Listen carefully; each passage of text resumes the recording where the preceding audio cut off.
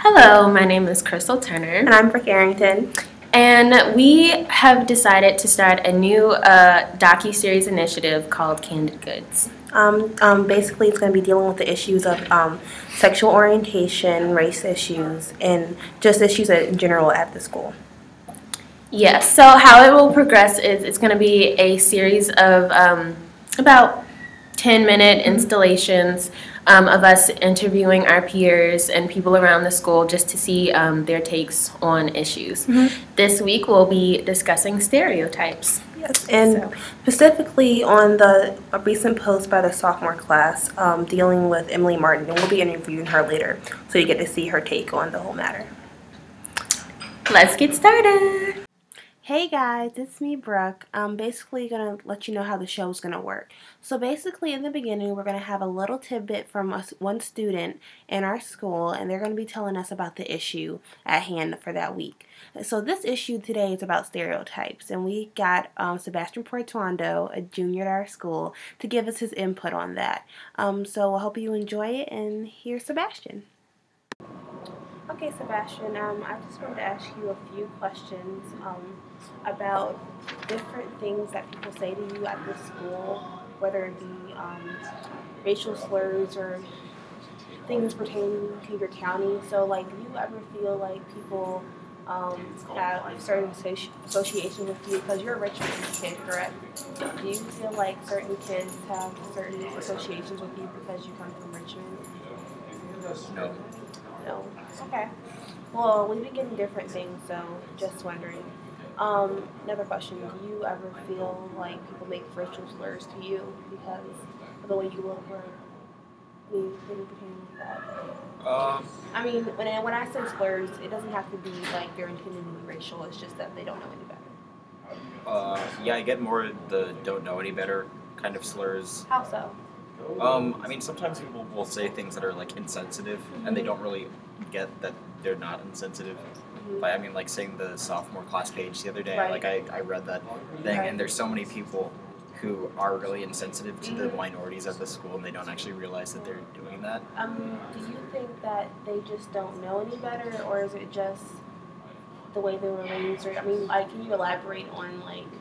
I mean, we're all smart kids here, so I feel like you can, if you actually like think about it, you can figure out that you're not being sensitive to all of the different cultures here. But because there was one student, I'm not going to say his name due to privacy reasons, but he commented to another student saying that, you know, that Native Americans should have fought harder and should have fought harder to keep their country. Do you think that's something like insensitivity, or is that more of him trying to make the student feel bad about themselves? well, I saw that in a joking way, but that would be in an insensitive joking way, which is what I'm talking about. It's people think they're being witty or funny when they're actually really offensive to. And Sebastian, if you don't mind me asking, do you think that people expect you to act the way you do because, like people expect you to act a certain way because of the way you look? Not me particularly, because I have a certain personality where people just kind of expect whatever from me. But I do get that from other people, especially towards certain minorities at this school. Awkward, yeah. There's definitely that going on. Thank you so much for that, Sebastian. Okay, next up we have Calvin Hogg, a freshman here at Maggie Walker, and he's going to give us some feedback on how he's been feeling about the events that have been transpiring. Even though he did not read the sophomore post, he has a lot to say about the short issue. And after he comments a little bit, I'm going to give you a little bit of background on that. So let's watch Calvin. Hi, this is Candid Goods. This is one of our second interviews with Calvin Hogg. Thank you for being here, Calvin. We're going to be discussing some of the issues we talked about earlier with Sebastian. Crystal, you want to start out? Okay. So Calvin, you are another sophomore this year. No, you're a freshman. He's a freshman. We have a freshman. I know. Okay. So you're a freshman this year, and in your few months of being here at Maggie Walker, have you seen any anything that concerns you as far as like race, sexuality, gender? Nothing that concerns me in a negative way. Okay. Do you care to elaborate? Well, okay, so I've been approached just for being gay, and it's really oppressive, and it's just kind of like people just want to be like, oh my God, Yeah. you know, you just feel like, okay, just step back. okay. Mm-hmm. Do you feel as if these actions are genuine, or I want to be associated with this type of person because of? I think it's a mixture of both. Because, I mean, I see so many people, like, me being African American, and that's kind of similar to, like, sexual orientation. People just always want to rescue you. Mm-hmm. So I definitely can kind of Yeah. relate to that feeling. Okay. Do you think, maybe not racially, but, like, maybe, like, people, like, some of your friends, do you ever feel like people are approached in a way that's racially misunderstood, maybe, like, the same way you're approached? I have not directly seen it. I also haven't really heard a lot about it, so that I assume that it's not happening, which I know it is, but I just don't think it's as big of a deal. Because if it was, I feel people would make a bigger deal out of it, just knowing what the school is capable of. Yeah. The whole shorts. So if there was a thing, it would be much bigger. And if you don't pay attention to what happens at school half the time, you're probably saying to yourself, what the heck was the short issue? So I'm going to give you the lowdown. Basically, a whole bunch of students made a huge deal over an announcement that Mr. Tharp made over the intercom. He stated that if he saw 10 girls with shorts shorter than fingertip length, that he was going to take shorts away from girls in the entire school. Now, this made a lot of people mad because he never said boys couldn't have shorts shorter than fingertip length. This turned into a whole gender issue, and there was protests in the entire school the next day. From boys wearing booty shorts to some wearing borderline Speedos. The bulk of these protests were led by Harrison Clark and Murray Guy. They received critical acclaim from news stations across the city, including WRIC and WTVR. This is just one example that Calvin was talking about the fire at Maggie Walker. And next up, we have a fiery one at that. Emily Martin, the starter of the Sophomore Post, the one that you've been hearing so much about. So we're going to hear a little bit about what she has to say about her words. Okay, so we're here with Emily Martin, sophomore. She was actually the one who posted a series of links to her class page and got so much negative feedback. So we're here with her now, and we're going to ask her a few questions. So Emily, in regards to your second post that you put on your class page, you said that you have heard some shamelessly racist remarks around the school. What specific things have you overheard? Specifically, wow. I've definitely heard the insinuation that, like, people from poor areas are somehow, like, less smart. I've definitely heard the comment about a couple students in our class that they don't deserve their spot here. And they're all obviously black, and I had a big issue with that. I think sometimes it's less about, like, shamelessly racist comments and more about the passive aggressiveness that, like, is so prevalent here. Are you talking about the how that was targeting? Are you talking about the post on? Are you talking about specifically the post on the sophomore page about students from Charles City? Yeah, I'd say that's a really big thing, definitely. Okay. Why do you think just specifically that county? Are you thinking it's the race of the kids from that county, or are you thinking that it's just that county in general?